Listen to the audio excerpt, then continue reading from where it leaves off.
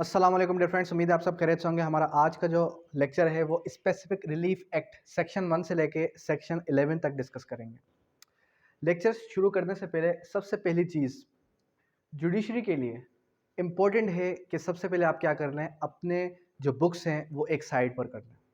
अब वो बुक्स किस तरीके से, फॉर सपोज कि आप जो है जुडिशरी के लिए अपीयर होना चाहते हैं इस साल या फिर अगले साल। आपको पता है कि 6 महीने या 1 साल बहुत ही कम टाइम है जुडिशरी के प्रिपरेशन के लिए। नियर अबाउट को 2 ईयर्स मिनिमम चाहिए आपको जुडिशरी की प्रिपरेशन के लिए। सबसे पहले आपने क्या कर लेना है, आपने जो है बेयर एक्ट साइड कर लेना है। अगर बेयर एक्ट नहीं तो फिर आप जो है एक मेजर एक्ट ले लें, ठीक है, सिविल मेजर एक्ट ले लें, और एक जो है आप क्रिमिनल मेजर एक्ट ले लें, ठीक है। अब ये जो मेजर एक्ट आपने लेना है, ये लेना किसका है, ये आप ले लें जिसके अंदर बहुत ही कम मिस्टेक्स हैं, एम महमूद की, ठीक है, या फिर PLJ की। इनके अंदर बहुत ही कम मिस्टेक्स पाई जाती हैं। अब इसमें कोई शक नहीं है कि जो दूसरी बुक्स हैं वो भी अप टू सम एक्सटेंट अच्छी हैं, लेकिन ये ऐसी बुक्स हैं, ये ऐसे राइटर्स हैं जिनके जो है आपको विद डिस्काउंट भी मिल जाएगा और जो है इनकी मिस्टेक्स भी बहुत कम होती हैं, ठीक है। नो डाउट कि मैं अगर चाहूँ तो आपको एक सेक्शन के साथ साथ 20 से 25 केस लॉज भी पढ़ा सकता हूँ, लेकिन हमारा यहाँ पर पढ़ने का जो मकसद है वो क्या है, आपको सारे के सारे सेक्शंस का बेसिक कॉन्सेप्ट क्लियर हो जाए, और हर सेक्शन के साथ साथ हम कोई ऐसा केस लॉ देखेंगे जो कि नियर अबाउट कोई 3 से 4 सेक्शंस पर फिट बैठता। क्योंकि देखें, अगर मैं हर सेक्शन पर आपको 3, 4, 5 केस लॉज भी पढ़ाऊंगा तो भी आप जो है एग्जाम्स के अंदर हर एक केस लॉ नहीं लिख पाएंगे। तो बेहतर ये है कि हम जो है लॉ को अच्छे तरीके से पढ़ें, और अगर हमें कोई भी बात लॉ में से समझ में नहीं आती फिर हम जो है केस लॉज की तरफ जाएं, ठीक है। अब सबसे पहली चीज़ कि जो स्पेसिफिक रिलीफ एक्ट है, अगर हम स्पेसिफिक रिलीफ एक्ट की तरफ जाएं, इसका इंट्रोडक्शन करें, इसके इंट्रोडक्शन की तरफ अगर हम जाएं कि स्पेसिफिक रिलीफ एक्ट आता कब है, 1877 में। 1877 से पहले क्या था, 1872 में हमारे पास एक लॉ आता है, कौन सा, कॉन्ट्रैक्ट एक्ट की सूरत में। तो कॉन्ट्रैक्ट एक्ट 1872 इसका और स्पेसिफिक रिलीफ एक्ट का आपस में क्या कनेक्शन है। अब देखें, जो हमारे पास कॉन्ट्रैक्ट एक्ट है ये क्या था, ये एक सिविल लॉ था जिसके अंदर कॉन्ट्रैक्ट क्या कहता है, कॉन्ट्रैक्ट ये कहता है कि अगर किसी का भी राइट पामाल हो रहा है तो वो क्या करे, वो जो है कंपनसेशन ले ले, ठीक है, डैमेजेस क्लेम कर ले। लेकिन जहां पर डैमेजेस एडुकेट रिलीफ ना हो, तो फिर जो है सबसे बड़ी खामी कॉन्ट्रैक्ट की यही थी कि कॉन्ट्रैक्ट एक्ट के अंदर सिर्फ और सिर्फ डैमेजेस की सूरत में आपको, कंपनसेशन की सूरत में आपको जो है रिलीफ दिया जाता था, और कोई भी रिलीफ नहीं था कॉन्ट्रैक्ट एक्ट की सूरत में, कॉन्ट्रैक्ट एक्ट के अंदर। लेकिन स्पेसिफिक रिलीफ एक्ट ने क्या किया, इसके अंदर जो खामियां थी वो फुलफिल की। स्पेसिफिक रिलीफ एक्ट ने क्या किया, जो कॉन्ट्रैक्ट एक्ट के अंदर खामियां थी वो सारी की सारी खामियां पूरी किसने की, स्पेसिफिक रिलीफ एक्ट ने। स्पेसिफिक रिलीफ एक्ट क्या करता है, एक रिलीफ देता है। अब सेक्शन 5 को अगर आप देखेंगे तो सेक्शन 5 ही है जो कि आपको कंप्लीट डिटेल बताता है कि स्पेसिफिक रिलीफ एक्ट के अंदर कौन कौन से रिलीफ्स बताए गए हैं। यानी कि ऑब्जेक्ट आपको कहां से मिल जाएगा, ऑब्जेक्ट आपको मिल जाएगा सेक्शन 5 में से। उसके बाद इस लॉ को हम यूं कह सकते हैं कि it is an supplement to contract act. ये कॉन्ट्रैक्ट एक्ट का सप्लीमेंट है। जिस तरीके से आप जब एग्जाम देते हैं, एग्जाम के अंदर अगर कोई खामी रह जाती है तो फिर क्या देते हैं आप, सप्लीमेंट्री देते हैं। तो कॉन्ट्रैक्ट एक्ट के अंदर जो खामियां रह गई उसको फुलफिल करने के लिए कौन सा आया, specific relief act. It is a supplement to the contract act, या फिर आप जो है इसको आप ये कह सकते हैं it is extension to the contract act. ये क्या है, ये कॉन्ट्रैक्ट एक्ट की एक्सटेंशन है। अब देखें, जो राइट्स होते हैं हमारे पास, वो राइट्स कितने काइंड्स के होते हैं, राइट्स हमारे पास 2 काइंड्स के होते हैं। एक राइट वो जो कि क्या होता है, जो कि लीगल राइट होता है, ठीक है, जो कि क्या होता है आपका लीगल राइट होता है। और एक राइट कौन सा होता है, एक आपका होता है इक्विटेबल राइट।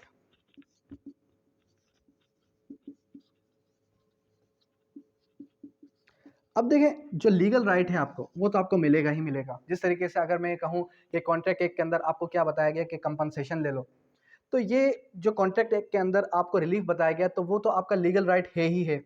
लेकिन इक्विटेबल राइट को हम यूँ कह सकते हैं कि ये एक डिस्क्रेशनरी राइट है।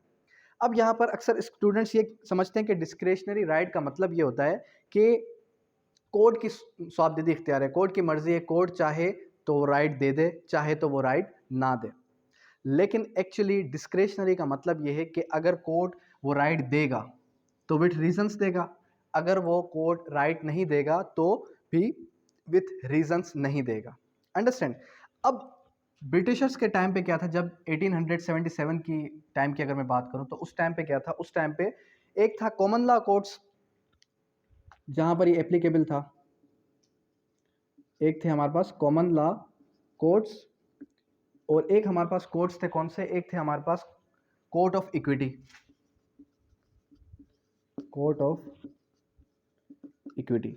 ठीक है, तो कॉमन लॉ कोर्ट्स में तो सिंपल जो है हमारे पास, ये कॉमन लॉ कोर्ट्स के अंदर सिर्फ और सिर्फ सिविल कोड थे, और कोर्ट ऑफ इक्विटी के अंदर ही आपके स्पेसिफिक रिलीफ एक्ट ये जो है आपका एप्लीकेबल था।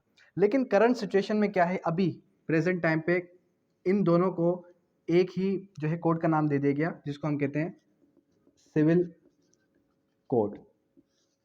ठीक है, यहाँ तक क्लियर है ये चीज़। उसके बाद अगर हम सेक्शन नंबर 1 से स्टार्ट करें स्पेसिफिक रिलीफ एक्ट को, अब जुडिशरी के लिए इम्पोर्टेंट ये है कि आपने each and every corner of act को पढ़ना है और समझना है। अक्सर स्टूडेंट स्मार्ट स्टडी करते हैं, पढ़ते बिल्कुल भी नहीं है, और वो क्या करते हैं, वो जो है सिर्फ और सिर्फ मेन सेक्शंस ही गो थ्रू करते हैं, और बाद में ये कहते हैं कि जहाँ से हमने जो चीज़ हमने पढ़ी थी वो तो आई नहीं, जो चीज़ हमने नहीं पढ़ी वो पेपर में आई थी। अक्सर ऐसा ही होता है। लेकिन फर्स्ट ऑफ ऑल आपने करना क्या है, फर्स्ट ऑफ ऑल आपने पूरे के पूरे बैरेक्ट को अच्छे तरीके से एक ही सिटिंग के अंदर गो थ्रू करना है। उसके बाद फिर आप जो है स्मार्ट स्टडी, यानी कि जब आपको ये पता चले कि with in 2 months, with in 3 months हमारे एग्जाम्स होने वाले हैं, तो फिर आप स्मार्ट स्टडी की तरफ आएँ, फिर आप जो है मेन सेक्शंस को ही उठाएं। ठीक है, अब सेक्शन नंबर 1 से अगर हम चलें, तो सेक्शन नंबर 1 होता है क्या, शॉर्ट टाइटल एंड एक्सटेंड। जब हम सेक्शन नंबर 1 को देखेंगे तो वो बात किस चीज़ की करता है, दिस एक्ट में be called specific relief act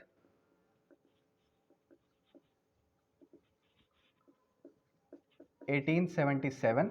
ठीक है, उसके साथ जाहिर सी बात है it extend to the whole of Pakistan, और इसकी जो डेट ऑफ इनेक्टमेंट है वो आप देख लें। ठीक है, अब इसकी डेट ऑफ 1 मई 1877। ठीक है, इन्फोर्समेंट डेट है। अब सेक्शन नंबर जो हमारे पास 2 है वो रिपील है। सेक्शन नंबर 3 क्या है, सेक्शन नंबर 3 है इंटरप्रिटेशन क्लास। इंटरप्रिटेशन का मतलब डेफिनेशन। ठीक है, इंटरप्रिटेशन क्लास। अब इंटरप्रिटेशन की तरफ जाने से पहले सबसे पहली चीज़, ये लॉ है कौन सा, ये लॉ है हमारे पास प्रोस्पेक्टिव लॉ। प्रोस्पेक्टिव लॉ का मतलब क्या होता है कि वो कानून जिसकी एप्लीकेबिलिटी फ्यूचर डेट से हो। ये एक जनरल प्रिंसिपल है कि कोई भी जो लॉ होगा वो प्रोस्पेक्टिव होगा, फ्यूचर डेट से एप्लीकेबल होगा।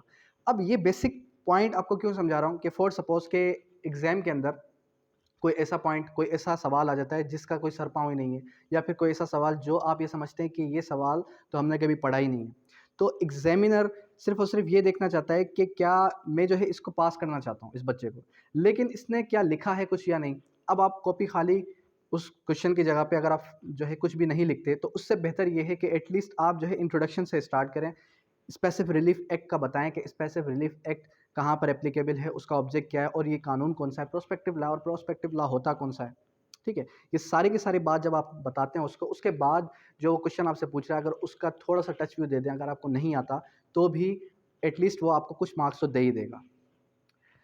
उसके बाद क्या है, उसके बाद सेक्शन नंबर 2 रिपील। उसके बाद सेक्शन नंबर 3 के अंदर सबसे पहले बात आ जाती है किसकी, ऑब्लिगेशन की।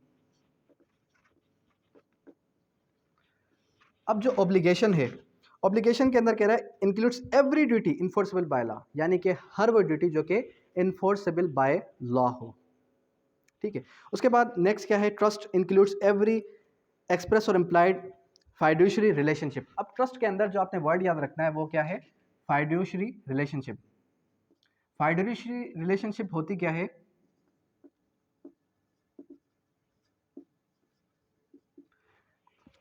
फाइडुशियरी रिलेशनशिप को हम अगर पढ़ें तो फाइडुशियरी रिलेशनशिप फाइडुशियरी ओनरशिप है, यानी कि जो ओनर है, जो आपका ओनर है, उसके लिए ही वो ट्रस्ट बनाई जाए। यानी कि जब आप देखते हैं कि माशरे के अंदर कोई भी ट्रस्ट, ईदी ट्रस्ट, वेलफेयर ट्रस्ट है, या फिर कोई भी वेलफेयर ट्रस्ट के लिए बनाई जाती है, तो फिर वो वेलफेयर उसी पर्पस के लिए होती है। ठीक है, तो फाइडुशियरी का मतलब ये वर्ड हमने जो है किसके अंदर, गार्डियन एंड वार्ड्स एक्ट के अंदर भी पढ़ा था कि फाइडुशियरी रिलेशनशिप हो गई, यहाँ पर फाइडुशियरी ओनरशिप है। तो वहाँ का वर्ड मुझे थोड़ा क्लिक हो गया कि एक रिलेशनशिप होगा, एक ओनरशिप। फाइडुशियरी ओनरशिप का मतलब कि जिस काम के लिए, जिस पर्पस के लिए वो ट्रस्ट क्रिएट की गई है, उसी काम के लिए वो की जाएगी। उसके बाद ट्रस्टी, जाहिर सी बात है, जो ट्रस्टी होता है वो शख्स जो कि क्या हो, जो कि फाइडुशियरी कैरेक्टर के अंदर हो, जो ट्रस्ट को, पूरे के पूरे ट्रस्ट को होल्ड करता हो, जो कि पूरे के पूरे ट्रस्ट को चलाता हो। उसके बाद सेक्शन नंबर 4 होता है सेविंग। सेविंग्स क्या है? सेविंग्स यानी कि किसी और ला को ये जो है तरजीह दे रहा है। यहाँ पर ये क्या कह रहा है, except where expressly otherwise expressly enacted nothing in this act shall be deemed to give the right of relief an agreement not the contract। अब देखें ये सेविंग्स किसके लिए है? कॉन्ट्रैक्ट एक्ट के लिए, क्योंकि ये कानून क्या कह रहा है, अगर कहीं और कोई बात लिखी है तो उसको तरजीह दें। उसके बाद सेक्शन नंबर 5 बहुत ही इंपॉर्टेंट है। सेक्शन नंबर 5 क्या है?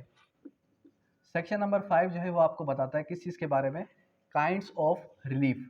कौन कौन से रिलीफ जो है आपको बताए गए हैं किसके अंदर, specific relief how granted, specific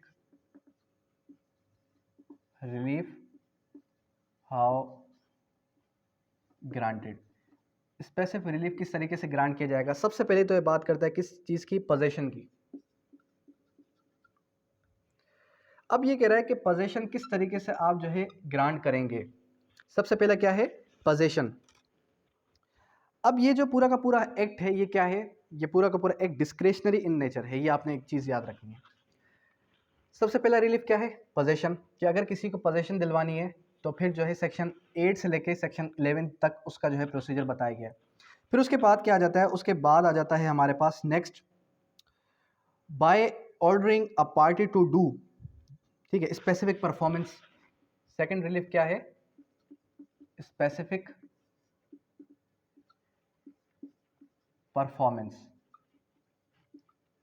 ठीक है, कि अगर किसी को ये कहा जाए कि आपने ये काम करना है, इसके अंदर क्या है, by ordering a party to do और very act which he is under the obligation to do, जिसकी ऑब्लिगेशन थी कि वो काम करे। ठीक है, तो क्या है? Specific performance. उसके बाद बाय प्रिवेंटिंग अ पार्टी, ये एक प्रिवेंटिव रिलीफ है। By preventing a party not to do, इसको हम नेगेटिव इंजंक्शन भी कहते हैं, नेगेटिव इंजंक्शन। ठीक है, उसके बाद नेक्स्ट आ जाता है हमारे पास डिक्लेरेशन। डिक्लेरेशन की सूरत में आ गया। फिर जो है appointment of receiver, appointment of receiver. और फिर इसके साथ ही साथ नेक्स्ट जो है हमारे पास आ जाता है rectification of instrument, rectification of instrument. और इसके बाद लास्ट में आ जाता है रेसिजन ऑफ कॉन्ट्रैक्ट, कॉन्ट्रैक्ट को रिस्काइन कर देना। तो ये सारे के सारे रिलीफ बताता है कौन? सेक्शन नंबर 5 के इस पूरे के पूरे एक्ट के अंदर ये सारे के सारे रिलीफ जो हैं ग्रांटेड है। अंडरस्टैंड? अब अगर हम सेक्शन नंबर 6 को पढ़ें, जो क्या कहता है, prevented relief, preventive relief. Preventive relief क्या है? जो कि प्रिवेंट कर दे। अब सेक्शन नंबर 6 को अगर आप पढ़ेंगे तो सेक्शन नंबर 6 क्या कह रहा है? स्पेसिफिक रिलीफ है granted under class C of section number 5 is a preventive relief. कि क्लास, सब क्लास सी क्या है? किसी को रोक देना कि आप ये काम ना करें। नेगेटिव इंजेक्शन जब किसी के लिए पास हो जाए कि इसने ये काम नहीं करना, तो फिर वो क्या है? वो एक प्रिवेंटिव रिलीफ है। अब सेक्शन नंबर जो 6 है ये क्या है? ये प्रिवेंटिव रिलीफ। सेक्शन नंबर 7 जो है वो क्या है? Relief not granted to enforce penal law. अब जो हमारे पास सेक्शन नंबर 7 है वो क्या कहता है? Relief not granted, relief not granted. अब जो सेक्शन नंबर 7 है इसको आप मिला के पढ़ें किसके साथ? सेक्शन 11 सीपीसी के साथ और सेक्शन 403 सीआरपीसी के साथ। सेक्शन 11 सीपीसी क्या था? रेस जुडिकाटा, के दो civil suit, parallel civil suit are barred. 403 CrPC क्या था, डबल जियोपर्डी के दो पैरेलल क्रिमिनल प्रोसीडिंग एक साथ नहीं चल सकती, ठीक है।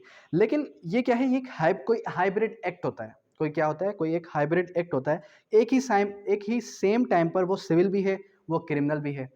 तो एक ही टाइम पर आप जो है उस पर सिविल मुकदमा भी कर सकते हैं और क्रिमिनल मुकदमा भी कर सकते हैं। जैसे कि हमने लास्ट टाइम पढ़ा था रिकवरी का, चेक्स वगैरह का मामला, चेक वगैरह के अंदर एक ये क्या है, ये एक हाइब्रिड एक्ट है। तो इसके अंदर आप जो है सिविल रेमेडी भी अवेल कर सकते हैं और क्रिमिनल रेमेडी भी अवेल कर सकते हैं। अब यहाँ पर क्या है कि specific relief act cannot be granted for the mere purpose of enforcing the penal law, के पेनल लॉ से इसका कुछ भी नहीं जाए, ठीक है, पेनल लॉ से इसका कुछ भी नहीं जाता, ये एक सिर्फ और सिर्फ सिविल लॉ है। उसके बाद जो हमारे पास चैप्टर 1 स्टार्ट होता है वो होता है रिकवरिंग पोजेशन ऑफ प्रॉपर्टी।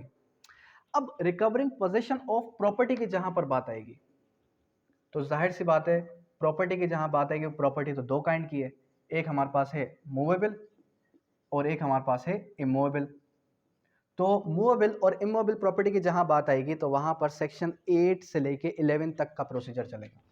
अब सेक्शन 8 से लेके 11 तक हमें क्या बताता है कि आपको अगर क्या चाहिए, आपको अगर पोजीशन चाहिए किस चीज़ की, मूवेबल की, तो आप किस तरीके से वो हासिल करेंगे, और इमूवेबल की चाहिए तो आप किस तरीके से हासिल करेंगे। अब सबसे पहले हमारे पास आ जाता है क्या, सेक्शन नंबर 8 क्या बात करता है, सेक्शन नंबर 8 करता है पोजीशन ऑफ इमूवेबल प्रॉपर्टी की बात। इमूवेबल प्रॉपर्टी, ठीक है, और एक हमारे पास क्या आ जाता है, मूवेबल प्रॉपर्टी। अब जो इमूवेबल प्रॉपर्टी है ये हमारे पास सेक्शन 8 से लेके 9 तक है, और मूवेबल प्रॉपर्टी कहाँ पे है, 10 से लेके 11 तक है। सबसे पहले तो सेक्शन 8 क्या कहता है, सेक्शन 8 कहता है कि जो हमारे पास recovery of specific immovable property, a person entitled, word क्या याद रखना है, पर्सन एंटाइटल्ड, ठीक है। तो ये सेक्शन 8 क्या है, सेक्शन 8 एक लॉन्ग ड्रॉन प्रोसीजर है, ठीक है, और इसको हम जो है रेगुलर प्रोसीजर भी कहते हैं, ठीक है। और जो सेक्शन नंबर 9 है ये क्या है, ये एक समरी प्रोसीजर है, ठीक है। अब जो सेक्शन 8 है इसके लिए जो वर्ड याद रखना है, अ पर्सन इंटाइटल्ड, सिर्फ और सिर्फ इसके लिए वही शख्स जा सकता है जो कि इंटाइटल्ड हो, यानी कि ओनर, ठीक है, पजेजर नहीं जा सकता। इसको थोड़ा डीपर व्यू में देखेंगे, ये बहुत ही इंपॉर्टेंट पॉइंट है प्रैक्टिकल एक्सपेक्ट से भी, और जो है साथ ही साथ आपकी जुडिशरी के अंदर भी इसमें से सवाल आ सकता है। क्या कह रहा है, person entitled to the possession of specific immovable property any recover in the manner prescribed by the CPC. कह रहा है कि एक ऐसा शख्स जो कि क्या है, इंटाइटल्ड है उस प्रॉपर्टी का, तो वो जो है कैसे गेन करेगा, वो सीपीसी को फॉलो करेगा, सेक्शन 8 का मुकदमा दाखिल करेगा। और इसके लिए जो केस लॉ है वो कौन सा है, वो है 2005 MLD, पेज नंबर है इसका 814। ये केस लॉ हमें क्या बताता है, ये केस लॉ हमें बताता है owner must prove his titleship, owner जो है उसका टाइटलशिप साबित करेगा। अब जो सेक्शन नंबर 9 है, सेक्शन नंबर 9 के साथ ही साथ अगर हम डिस्कस करते चलें इलीगल डिस्पोजेशन एक्ट को, तो इलीगल डिस्पोजेशन एक्ट के अंदर जो सेक्शन नंबर 3 की हमने लास्ट टाइम बात की थी, तो वो क्या है, ये एक क्रिमिनल रेमेडी है।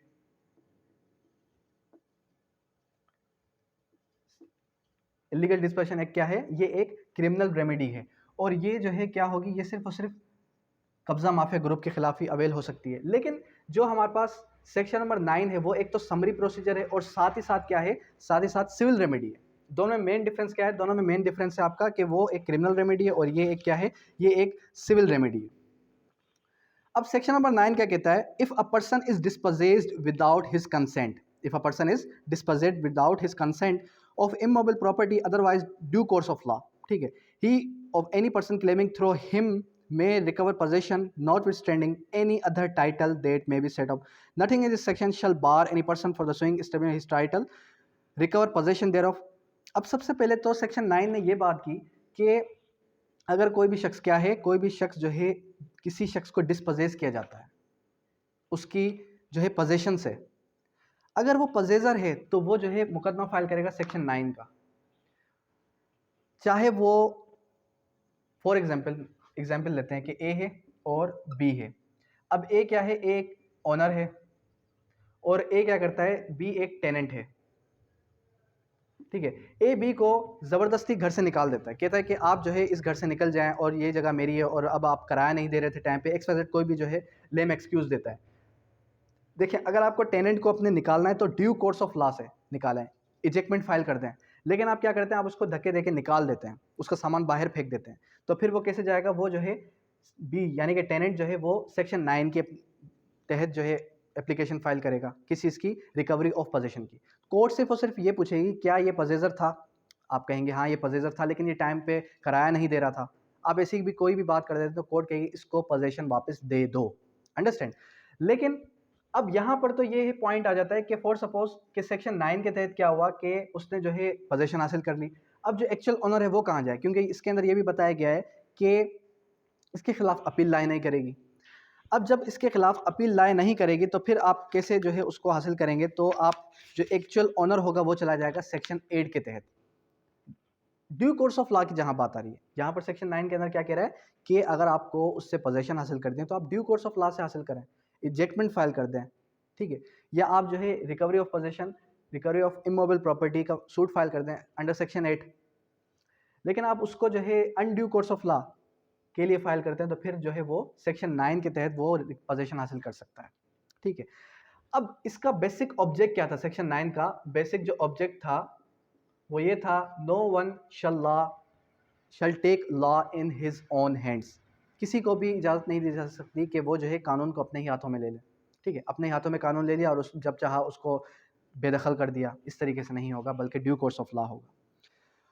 उसके बाद no suit under this section shall be brought against the government, government के खिलाफ कोई भी सूट नहीं दाखिल हो सकता सेक्शन 9 के तहत, ठीक है, और जो है इसके खिलाफ अपील लाए नहीं करेगी। अब इसकी जो लिमिटेशन है, सेक्शन 9 की जो लिमिटेशन है, लिमिटेशन एक्ट के अंदर आर्टिकल है आर्टिकल 3, इसकी लिमिटेशन कितनी है, 6 मंथ, 6 मंथ के अंदर अंदर वो जो है क्या कर सकता है, सूट फाइल कर सकता है। और सेक्शन 8 की क्या लिमिटेशन है, सेक्शन 8 की जो लिमिटेशन थी वो है 3 ईयर्स, ठीक है। अब सेक्शन 8 और 9 होपफुली आपको क्लियर हो गया होगा, बेसिक कॉन्सेप्ट आपको क्लियर हो गया होगा एटलीस्ट के मेन डिफरेंस क्या है। सेक्शन 8 जो है क्या है, लॉन्ग रन प्रोसीजर है, और सेक्शन 9 क्या है, समरी प्रोसीजर है। यहाँ तक क्लियर हुई ये चीज़। अब आते हैं सेक्शन नंबर 10 और सेक्शन नंबर 11 की तरफ। अब अगर हम सेक्शन नंबर 10 और 11 की बात करें तो सेक्शन नंबर 10 और 11 क्या करता है, 10 बात करता है recovery of specific movable property, recovery of specific movable property, और सेक्शन जो 11 है वो लाइबिलिटी की बात करता है। सेक्शन नंबर 10 सिंपली किस चीज़ की बात करेगा, सेक्शन नंबर 10 सिंपली ये बात करेगा प्रेजेंट पोजेसर की। अब यहाँ पर मैं एक एग्जांपल लेता हूँ, यहाँ पर ए है, बी है और सी है, ठीक है। ए क्या करता है, ए जो है मिस्टर बी को गाड़ी देता है और मिस्टर बी उसके 50% अमाउंट देता है, 50% अमाउंट खा के भाग जाता है, और मिस्टर बी क्या करता है, वही गाड़ी सेम की सेम मिस्टर सी को आगे जो है सेल कर देता है। अब ए देखता है कि गाड़ी तो मेरी किसके पास है, मिस्टर सी के पास है, तो ए क्या करता है, ए जो है जाता है किसके पास, मिस्टर सी के पास, गाड़ी उससे छीन के खुद जो है लेके आ जाता है। तो यहाँ पर सेक्शन नंबर 10 ये कहता है कि प्रेजेंट पोजेसर का वर्ड, प्रेजेंट पोजेसर का वर्ड याद रख लें, ठीक है। तो सेक्शन 10 ये कहता है कि आप जो है, आप दोनों का जो मैटर है वो आप देख लें कोड के तहत, ठीक है। आपने क्या करना है, जो प्रेजेंट पोजेसर यानी कि सी है, सी ने गाड़ी किससे ली है, मिस्टर बी से, तो आप जो है सी को गाड़ी वापस दे दें, सी को गाड़ी वापस दे दें। अब इसको अगर आप गो थ्रू करें, a person entitled of the position of the specific movable property may recover the same in manner prescribed, तो वो रिकवर कर सकता है किसके जरिए से, सीपीसी के तहत। तो ये भी एक लॉन्ग रन प्रोसीजर है। सेक्शन 10 भी क्या है, सेक्शन 10 लॉन्ग रन प्रोसीजर है। सेक्शन 10 और सेक्शन 8 में मेन डिफरेंस क्या है, सेक्शन 10 और सेक्शन 8 में मेन डिफरेंस ये है कि ये बात कर रहा था किसी इसकी इमोबल प्रॉपर्टी की, और ये बात कर रहा है किस चीज़ की, मूवेबल प्रॉपर्टी की। बेसिक डिफरेंस यही है, लेकिन यहाँ पर आपने जो वर्ड याद रखना है वो याद रखना है किस चीज़ का, प्रेजेंट पजेसर का। उसके बाद लाइबिलिटी की अगर हम बात करें, अच्छा उसके बाद लाइबिलिटी की बात करें कि liability of person in possession not as owner to deliver to person entitled immediate possession. देखें सेक्शन नंबर 11 जो है वो लाइबिलिटी की बात करता है किस चीज़ की। अब देखें यहाँ पर क्या है कि ए है और बी है। ए क्या है, ए जो है मिसाल के तौर पे गुड्स कोई लेके जा रहा है डिलीवर करने के लिए मिस्टर बी की तरफ, और वो एक्चुअली गुड्स किसके थे, वो एक्चुअली गुड्स थे मिस्टर सी के, और रास्ते में सी टकरा जाता है और ए से वो गुड्स छीन लेता है। कोई भी मूवेबल प्रॉपर्टी, एक गाड़ी है, कोई भी चीज़ है, तो वो क्या करता है, वो मिस्टर सी जो है ए से वो गुड्स छीन लेता है। तो यहाँ पर ये कह रहा है कि जो ए की लाइबिलिटी है वो ये है कि वो बी को पहुँचा दे, ठीक है। सी का ये हक नहीं बनता कि वो कानून को अपने हाथ में लेके उससे वो कोई चीज़ छीन ले, ठीक है। देखें अगर सी का और बी का आपस में कोई भी मैटर है तो वो आपस में बाद में देख लें, लेकिन ए से वो चीज़ नहीं छीन सकता, क्योंकि यहाँ पर बात कर रहा है किस चीज़ की, liability of person in possession, liability of person in possession not as owner, यानी कि वो ओनर नहीं है, to deliver to person entitled to immediate possession. तो वो उसका काम क्या बनता है, उसकी लाइबिलिटी क्या है कि वो इमीडिएट पोजेसर को, इमीडिएट जो है उसको क्या करे, उसको डिलीवर कर दे। When the thing claimed is held by the defendant as the agent or trustee of the claimant, when the पूरे के पूरे सेक्शन के अंदर सिंपली यही बात हो रही है जो मैंने आपको नटशेल के अंदर समझाई है। अब देखें यहाँ तक अगर एक शॉर्ट सा व्यू लें कि आज का हमारे लेक्चर का बेसिक पर्पस क्या था, जो चीज़ हमने आज समझनी थी वो क्या थी। एक तो शॉर्ट सा इंट्रोडक्शन स्पेसिफिक रिलीफ एक्ट का, फिर उसके बाद हमने क्या समझना था, सेक्शन नंबर 8 से लेके सेक्शन नंबर 11 तक रिकवरी ऑफ पोजेशन। अब रिकवरी ऑफ पोजेशन के अंदर हमने कौन कौन सी चीज़ समझी। सबसे पहले तो हमने ये समझा कि इमोबल अगर प्रॉपर्टी है तो उसके अंदर आप जो है एक जो ऑनर है, एक्चुअल जो ऑनर है वो किस तरीके से प्रॉपर्टी को हासिल करेगा। सेक्शन 8 के तहत वो जो है लॉन्ग ड्राउन प्रोसीजर फाइल करेगा जो कि सालों साल चलता रहता है सीपीसी के तहत। उसके बाद सेक्शन 9 किस चीज़ की बात करता है कि अगर कोई पजेजर है, आल दो लाफुल पजेजर है, आल दो अनलाफुल पजेजर है, डजेंट मैटर, ठीक है, वो क्या है, वो पजेजर है, तो वो पजेजर है तो वो क्या करेगा, सेक्शन 9 के तहत क्या करेगा, वो उस चीज़ की रिकवरी फाइल करेगा कि मुझे ये प्रॉपर्टी इससे इस बंदे से चाहिए, और ये क्या है, ये एक समरी प्रोसीजर है। उसके बाद बात आ जाती है किस चीज़ की, उसके बाद बात आ जाती है सेक्शन नंबर 10 की और 11 की, जो बात करते हैं किस चीज़ के बारे में, मोबाइल प्रॉपर्टी के बारे में। अब सेक्शन नंबर 10 में और 8 में मैंने आपको बताया बेसिक डिफरेंस क्या है, ये है बात करता है किस चीज़ की, मोबाइल प्रॉपर्टी की, उसने बात की किस चीज़ की, इमोबाइल प्रॉपर्टी की, ठीक है। फिर सेक्शन नंबर 11 ने लाइबिलिटी को बताया कि लाइबिलिटी किस चीज़ की क्या लाइबिलिटी है।